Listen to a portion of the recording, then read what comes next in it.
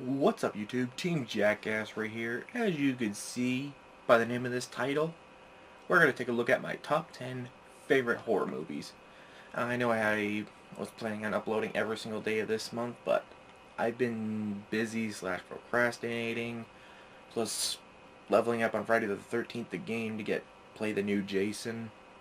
I'm only at level 41, and I figured tonight, why not do a video? It's only 10 days till Halloween, so I might as well get as many videos out as I can. So, with this credits going out of the way, let's begin with my top 10 favorite horror movies. Number 10, Wishmaster. Now, Wishmaster, I felt it was a really good movie about a genius kind of spiritual being that can grant the wishes of anybody that he approaches. And then he turns around and grants you your wish. But it grants not what you expect. Say you wish for eternal beauty. You'd be eternally beauty, but you would turn into a mannequin and unable to talk or anything for the rest of your days. And you can stop him by undoing what you wished for when he is released. Because certain ways he can be released is from his bottle. If I recall, I haven't seen the movie for a while. If you break his bottle, he is released. Although if you make some kind of wish that the bottle was never broken in the first place, he returns to where he came from and everything is undone from what he did. So say you're the mannequin. He gets resealed up and you become a live person again. So I think this movie's pretty clever the way it is, and it's got its share of good sequels. It depends on if you like these kind of movies. So that's net for my number 10. And next one, number 9, Alien. Yeah, the reason I chose the original Alien is because it is a horror slasher. People go down to a planet, find a mysterious beacon, and they find a life form attached to one of their co-workers. They try to get it off, but if they try to cut it off, it could kill the person it's attached to, and it's got its own defense mechanism of acid. So when a life form like this shows up, you do not want to fuck with it. And as soon as it busts out of the chests of the person that it's the host of, it starts to become quite a problem around a ship. It grows and grows to the perfect organism, hunting out everybody, and you gotta love the logo for the movie. It's just an egg. And you've also gotta love the words, "No one can hear you scream in space." Or, "Nobody can hear you." I'm sorry, it's freaking hot in here. I'm trying to do this video. It's in space. Nobody can hear you scream. There you go. Let's move on to the next. Number 8, Carrie. A movie done by Stephen King. I'm a little bit of a fan of Stephen King. I've seen most of his movies. I've seen It. I've seen Carrie. I've seen Pet Sematary. I've seen Misery. I've seen The Shining. Pretty good movie. Girl with spiritual powers. Mother's a complete god fanatic. Of course, you have to bring religion into a horror movie, of course. Girl gets bullied. She uses her powers at prom to get back at everyone who made fun of her, and ended up killing her own mother. Spoiler alert, but yeah, if you haven't seen these movies, go see them. Otherwise, I'm probably going to put in the description spoilers, so yeah. So, we're going on to number 7, Bride of Chucky. Now, the reason Child's Play is not on this list is because, what can you say about Child's Play? It's a supernaturally possessed doll possessed by a serial killer killing people. So, I figured Bride of Chucky would be my favorite because it's also a really serious one before it gets all to the stupid, goofy comic relief that falls by Curse of Chucky, Cult of Chucky, and Seed of Chucky. I feel that between Child's Play 3 and Bride of Chucky is where it kept its seriousness and its stupidity to a certain level. So, and plus it's the fourth installment of the movie, and mostly 4 sequels to a movie is way better than the fifth, because the fifth movie always turns out to be crap, which Seed of Chucky came out to be. Number 6, A Nightmare on Elm Street. Now, when I first started watching horror movies, I wasn't a fan of Freddy at first. Oh, guy comes after you in your nightmares. Big frickin' deal. Till years, I was mostly a fan of Jason at this moment. A friend of mine had all the Nightmare on Elm Street movies. We watched it, and I'm like saying, holy shit, this guy's fucking scary. Burned victim with finger blade gloves. That's pretty freaking creepy. It comes after your dreams, and if you die in your dreams, you die for real. And I say that's really great. Then I started watching other Wes Craven movies like Scream, The Hills Have Eyes, movies like that, the rest of the Nightmare on Elm Street. I'm going to say this. Only the first Nightmare on Elm Street was good. The rest were crap, and I'm not even going to talk about the horrendous remake. The next. Friday the 13th, Part 4, the final chapter.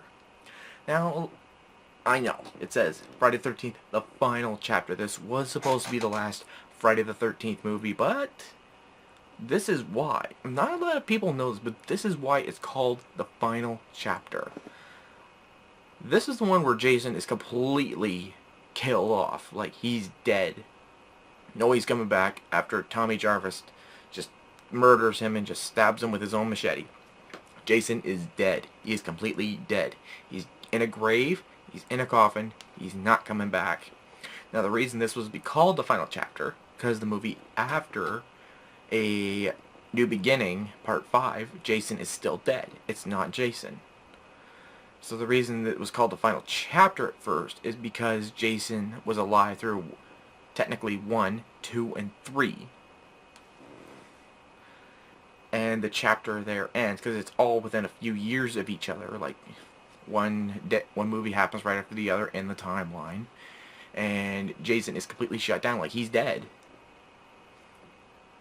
And that's what ends the chapter of the murders at Camp Crystal Lake through the first 3 movies.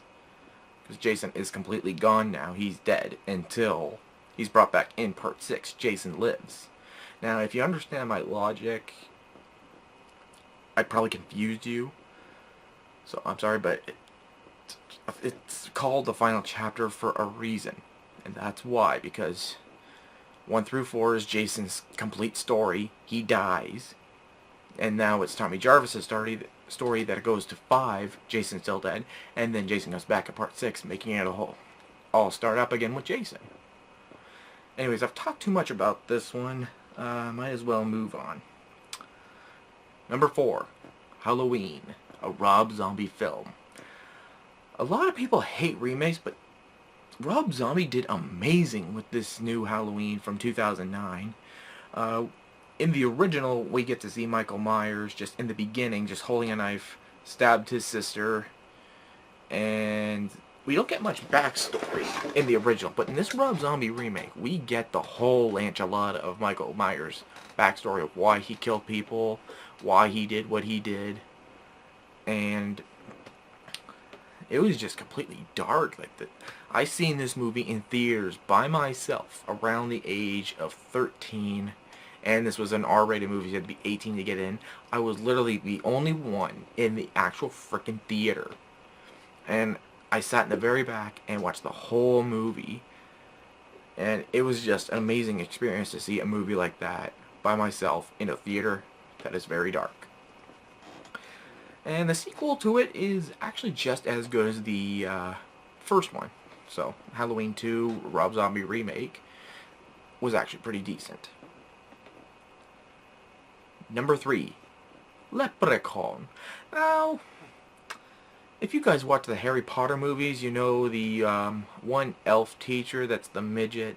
I can't remember he was like a magic teacher. I can't remember what he did. He was like a chem teacher or something. But that was this exact same actor for what's in The Leprechaun.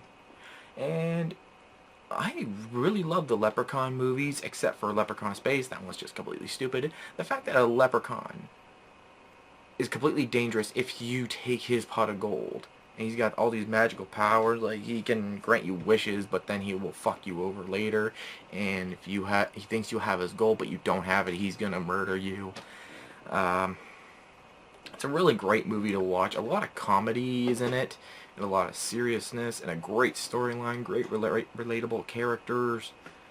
It's, it's just fun, and also the To the Hood and Back to the Hood. I'm not a big fan of those ones. I'm mostly a fan of the first three movies. You know, when you get to first see the Leprechaun in Ireland, then you get to see the second one when he's in Vegas, if I recall, and the third one is, I can't really remember much because I haven't seen those movies in a while. So if you want to check out the Leprechaun movies, pretty good deal. Number 2, Scream, another Wes Craven movie. This movie series is just amazing, kind of horror mystery movie where you think somebody's the killer, but it then turns out to be somebody else. And then in the sequels following that, there's a lot more depth into it. Like parts 1, 2, and 3, all different killers. But the third one is, spoiler, reveals to be the starter for 1 and 2, and the climax ends at 3. The fourth one was just thrown in there just because Wes Craven wanted to create another Scream movie that fans wanted. So if you want to go check out Scream, I would highly recommend it. Like, there's just so much that could be more done with Scream. They also created the Scream Netflix series, which was a big hit. We're just waiting for season 3 to be made. And for the number 1 favorite horror movie, Friday the 13th, Part 6. Jason Lives. Now the reason this one's my favorite is because we're coming back to Tommy Jarvis, and he wants to make sure Jason's dead for good because he keeps getting all these visions that Jason's alive, even though he knows Jason is in the ground 6 feet under in a coffin. So he wants to cremate this body just to be clear that Jason is completely dead. He's not coming back. But he makes the mistake of digging up his grave, seeing Jason's dead body, and just recaps on what Jason did, killing his mother, attempting to kill his sister, killed a lot of people. And he just goes nuts and just stabs the shit out of him with this rod he gets from the cemetery, and he gets zapped by lightning magically, and Jason's brought back to life. And then he starts killing again, kill, until, spoiler, Tommy puts him into the bottom of the lake with chain and a rock, so Jason can't go anywhere. It's the fact that Jason comes back again. In this one, he's an actual zombie. Like, nothing can stop him except for being put into the bottom of the lake, but he's not dead. He's still waiting there, waiting for resurrection so he can kill again. So, this has been my top 10 favorite horror movies. Remember to comment, rate, please subscribe. Like my Facebook page, follow me on Twitter, follow me on Instagram. Those links are in the description below. And the creator of the logo that created the logo you could probably see in the video is Viva Voltagon. He created that. Go give him a sub. His link will be in the description below. And let me know what you guys thought of this video. So, thanks for watching.